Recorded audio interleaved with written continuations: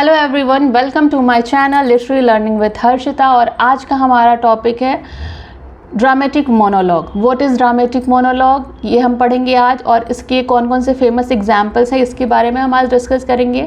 इसके पहले के वीडियोस में मैंने आपके साथ डिफरेंट पोइट्री फॉर्म्स को डिस्कस किया है, जिसका लिंक डिस्क्रिप्शन बॉक्स में है, आप चाहो तो एक बार विजिट कर सकते हो। तो आइए शुरू करते हैं आज की हमारी video, that is dramatic monologue.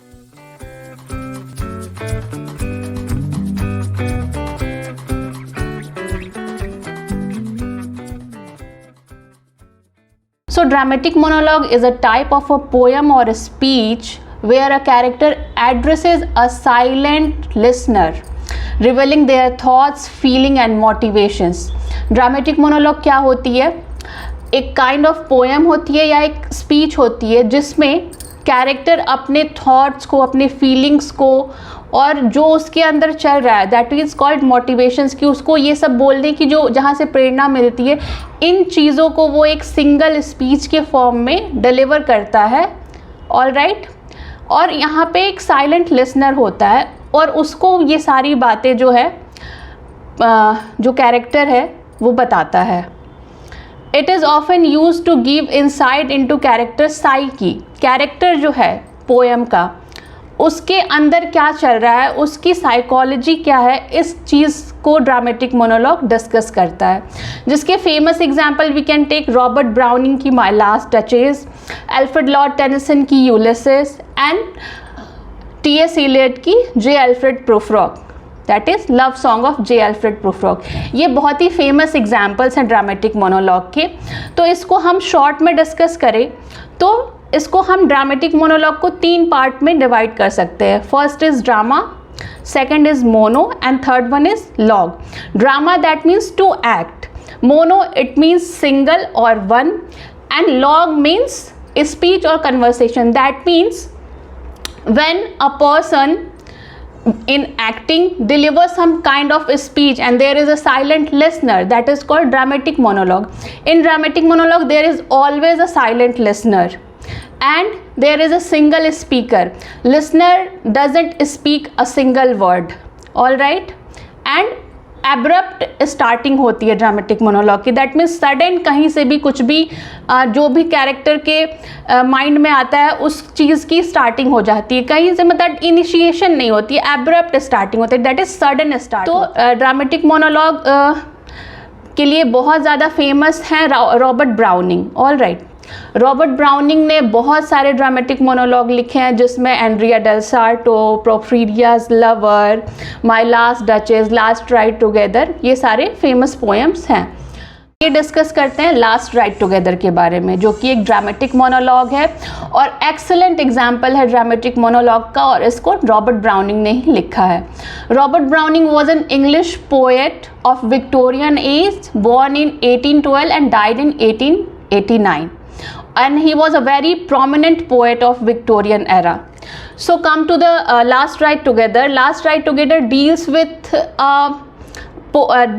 a character where character is a lover and he has a beloved, और वो beloved से एक last ride के लिए desire करता है कि ठीक है हमारा ब्रेकअप हो रहा है, बट मैं तुमसे बस चाहता हूँ कि तुम एक आखिरी बार मेरे साथ एक राइड पे चलो। All right. The Last Ride Together is a love lyric and told from the perspective of the lover, as I already told you. It is also a dramatic monologue as there is only one single speaker who describes the last ride with his beloved. There are total 10 stanzas of 11 lines. 10 stanzas हैं, हर stanzas में 11 lines है। तो ये इसका structure हो गया। अब पढ़ते हैं इस पोएम की summary. In this dramatic monologue the speaker first of all presents a background of the story. Background पहले के स्टैंजाज में आप देखेंगे कि वो पूरा बैकग्राउंड सेट करता है कि हाँ उसकी बिलवड है, वो उससे एक आखिरी राइड के बारे में बात करता है कि तुम मान जाओ और एक बार मेरे साथ एक लास्ट राइड पे चलो। आफ्टर दैट वो अपने इस कंडीशन को बेटर बताता है कि ठीक है हम लोग सेपरेट हो रहे हैं, इट्स फाइन, लेकिन इस कंडीशन में भी मैं बहुत बेटर पोजीशन में हूँ, मैं बहुत बेटर सिचुएशन में हूँ। The speaker is taking leave from his beloved. Before parting, he just requests his beloved to go on a ride with him for the last time. The lady accepts the invitation. It seems that she is also interested in passing a few more moments with the person for whom her heart leaped up in a joy at once. तो देखिए यहाँ पे beloved उसको छोड़ के जा रही है, बट स्टिल वो लास्ट राइड के लिए मान जाती है, क्योंकि उसको लगता है कि मैंने इस पर्सन के साथ भी बहुत अच्छे टाइम को स्पेंड किया है, तो ठीक है एक आखिरी राइड भी हम कर सकते हैं. Being the last chapter of the journey, both the speaker and the lady wants to make the moment precious.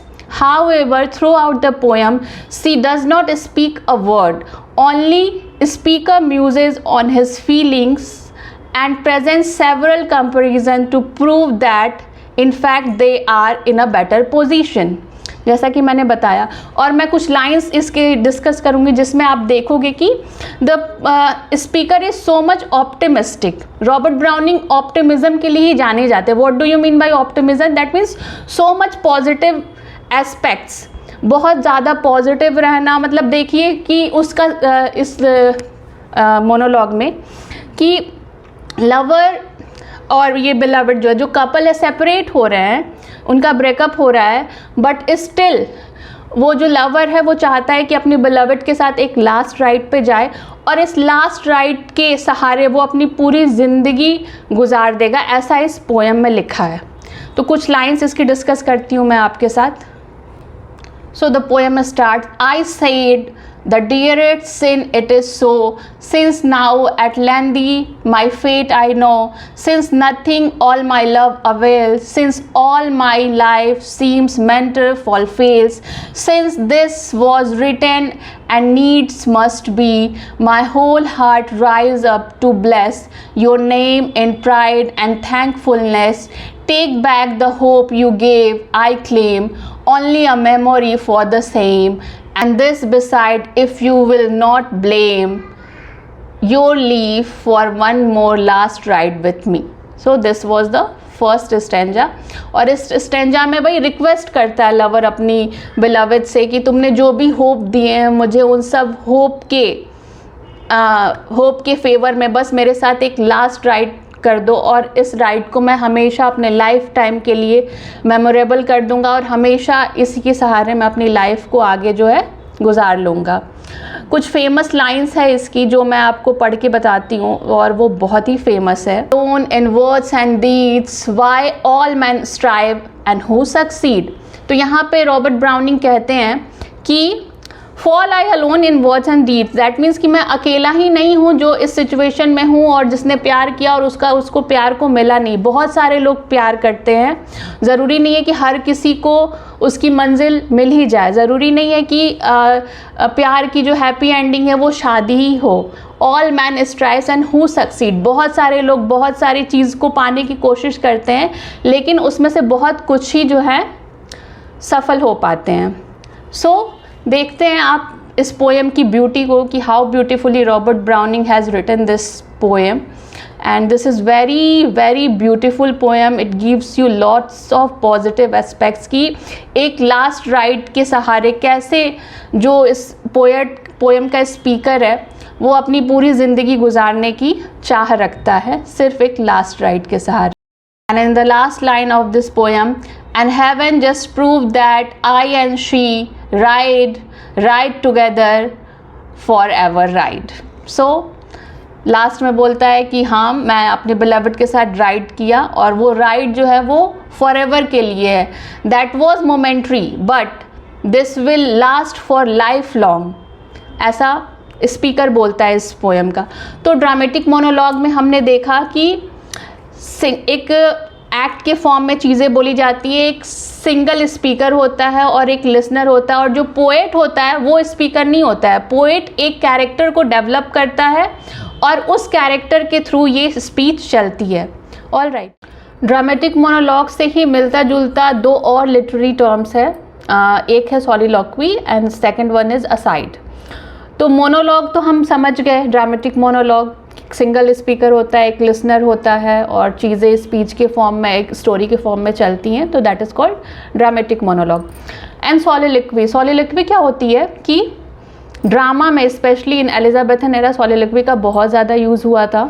और उसमें क्या होता है सॉलिलोक्वी में कि जो मेन कैरेक्टर है, जो हमारा प्रोटैगनिस्ट है, उसके माइंड में क्या चीज़ें चल रही हैं, उन चीज़ों को नरेट करना, दैट इज़ कॉल्ड सॉलिलोक्वी। और वो जब कैरेक्टर खुद से बात करता है, उसके दिमाग में जो भी चल रहा होता है, वो जब वो बताता है तो उसके आसपास कोई भी उस प्ले का कैरेक्टर मौजूद नहीं होता, वो खुद से बात कर रहा होता है और इस चीज़ को सिर्फ ऑडियंस सुन पाती है कि उसके माइंड में क्या चल रहा है। तो ये हो गई soliloquy. Second one is aside. Aside क्या होता है, सपोज़ कि कोई एक बात कर रहा है, उसके बारे में कुछ धीरे से बोलना, excuse me, he is not a good man. तो ये असाइड हो गया कि मतलब कैरेक्टर से छिप के कुछ बताना। जैसे सपोज़ हम किसी कन्वर्सेशन में रहते हैं, हमारे बीच में कुछ बात होती रहती है, तो हम उसके हाँ में हाँ तो मिलाते हैं, लेकिन धीरे से बोलते हैं कि दिस विल नॉट वर्क। तो this is called aside. So this is it for dramatic monologue. I hope आपको ये चीज़ें समझ में आई हों। और अगर आप चाहते हैं कि मैं रॉबर्ट ब्राउनिंग की पोएम्स को लाइन बाय लाइन डिस्कस करूं, तो आप मुझे कमेंट में बताएं, फिर मैं next video line by line poem की एक्सप्लेनेशन के साथ लेके आऊँगी। So that's it for today's video. Thank you for watching.